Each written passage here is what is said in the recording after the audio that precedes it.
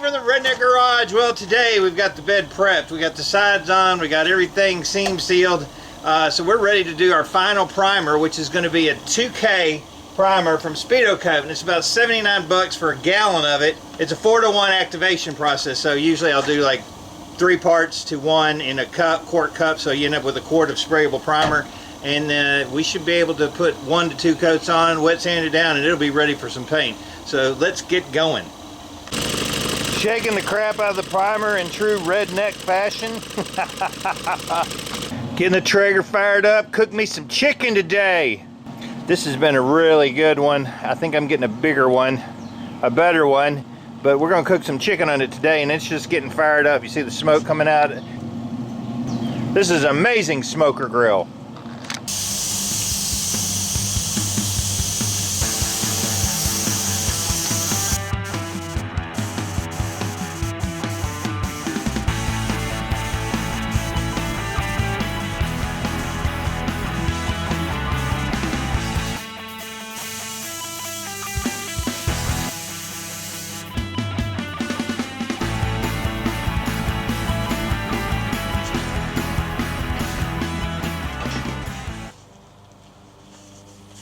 Alright, so I got the primer on. It's activated, so probably a couple hours it'll be hardened up where I can start block sand the whole thing down, and it's ready for paint. And then I'll be excited to shoot some on it. Oh, that is some goodness of chicken right there. Chicken goodness on the Traeger. It is awesome. Today is paint day for the bed. Last night I sanded and prepped, washed, prepped, sanded, prepped. After it's been primed, should be in pretty good shape. Had to come up how I was going to paint the tailgate because I had a couple different ideas, painting it on a stand or painting it on the truck, and I think I figured out what I wanted to do with that. So that's all good. I've got my paint mixed up. I'll show you where I'm at.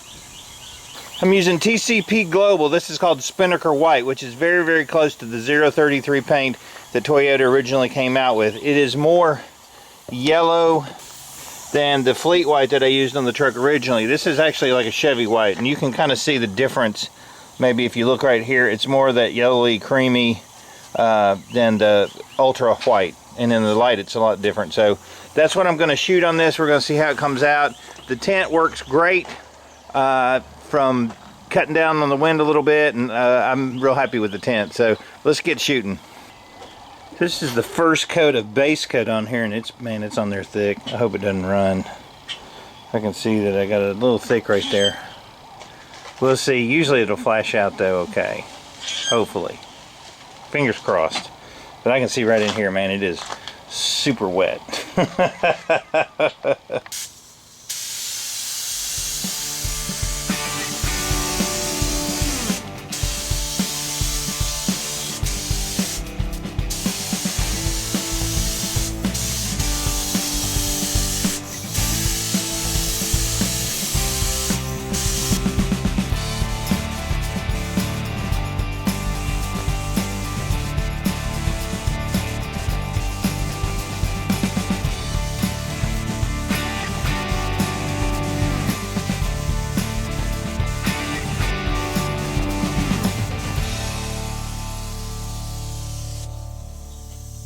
So far so good. It's about 69 degrees out here, so it's a little bit cool, and I've run into my first mistake or issue or opportunity, right?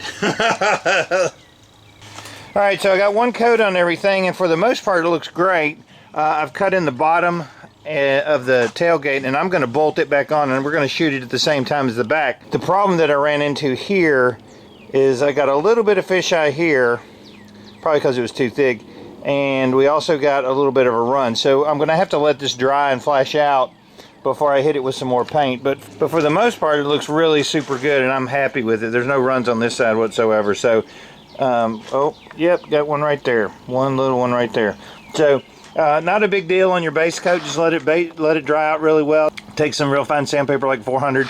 Sand the little runs out, and then go with your second coat. Not as heavy, and you should be in good shape. So on the next coats, we're going to bolt this up. I've put 2 coats right here on the back. Bolt it back up, hold it up, and we're just shoot it all at the same time. All right, I got 3 really pretty heavy coats on here, and it looks really good. I don't see any spots where it's missing. So we'll let this flesh out and then we can start clear coating. But I'm super happy with the color and everything else, the bodywork, the fiberglass sides. Man, it just couldn't look any better, I don't think, right now.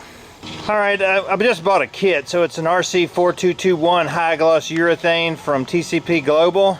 I've got it mixed up and it's a 4-to-1 ratio mixture between the clear and the hardener.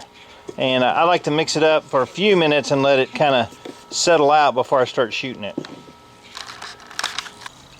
Now I don't really care what you're painting, whether it's a Jeep or a Toyota or a Maserati. When you're shooting your clear coat, you want to have no waterfalls. You would be better off having 3 coats that are very thick that you can sand down and buff out than one big coat that is running down the side of it that you got to sand the crap out of and then cut through. So the main thing is get plenty of clear on it so you can sand it and buff it with like a 2000 grit and some polishing compound and have it come out perfect rather than trying to get it all on at once.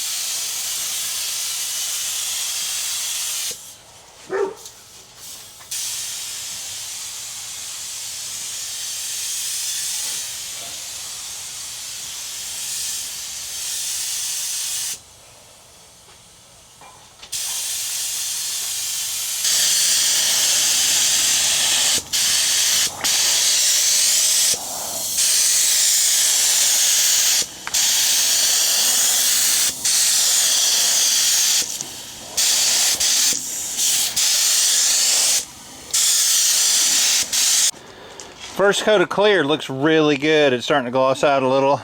You're going to have some dry spots, and that's going to be normal. You just don't want to run it all over the place.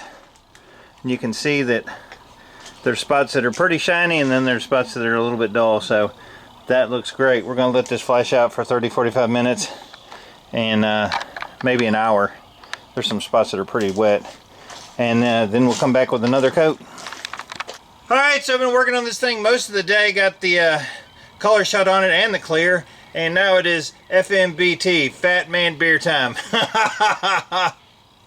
the most part, I'm super happy with the way it laid down. There's a couple little mistakes because it's a paint job and that's always going to happen. The tailgate was probably my least favorite thing.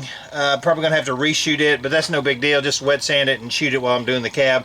Not a big deal. Hit it with the hose or something and it just kind of janked it up a little bit. But let's take a look at how it turned out.